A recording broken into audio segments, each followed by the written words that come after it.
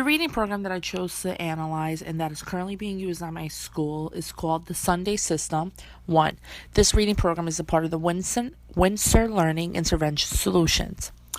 The level which we could use as reading program is for beginning reading to the end of the second grade, but we also use them mostly in L classes, and those classes can range all the way up to like 6th, 7th grade for the beginner readers. With this program, we tackle an abundance of skills such as reading comprehension, vocabulary, the reviewing of foundations of pre-reading skills such as blends. Then we also use phonics, vowels, spelling, fluency. And these skills that the program tackles help the students build this necessary foundation in order for them to become literate.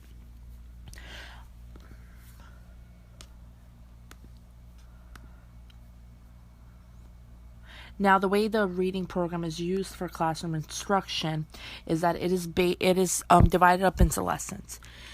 These lessons are broken up. For the skills, and there's a certain skill that is tackled, for example, for that week, maybe every 2 weeks, depending on the needs of the student. The reason why I really like this program is because it's divided up between lessons, but it also could easily be individualized for the student. And I found that with many programs, it is not as individualized and kind of everyone's like going on the same pace. But with this one, you could go on the pace. Maybe there is a student who needs more of an intensive intervention rather than a student just with mild delays. They maybe just need help with 1 or 2 skills maybe, and this program could help them. So it's really good because it could be individualized for each student. What else I liked about this program is that there was a large phonemic awareness as well as phonological awareness. And with the neuroscience that we've been learning, that's a big step in order for students to become literate. So phonological awareness is just manipulating oral language such as words and syllables. But if a student does not grasp the phonological awareness, then it will delay them in their literacy and into becoming actually literate, as well as phonemic awareness, and this is the individual sounds and spoken words.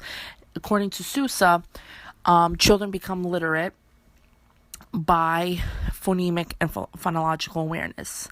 And then in the Harvard University article that we read, it states that infants must learn to process sounds. So without that processing of sounds, this will delay them further on when they are beginning to learn how to read.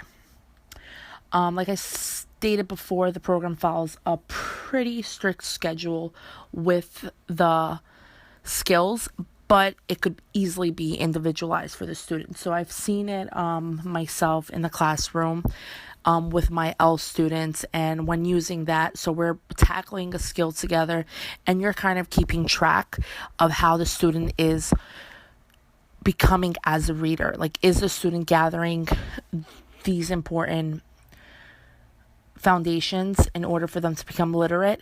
If not, what are we doing and how can we backtrack this? So I really liked how the program is laid out in that sense, and how the instruction is it's teacher friendly as well as student friendly.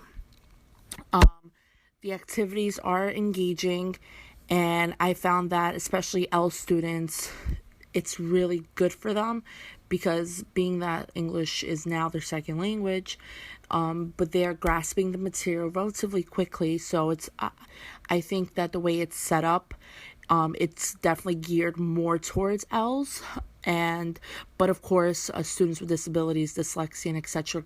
will benefit from this program tremendously.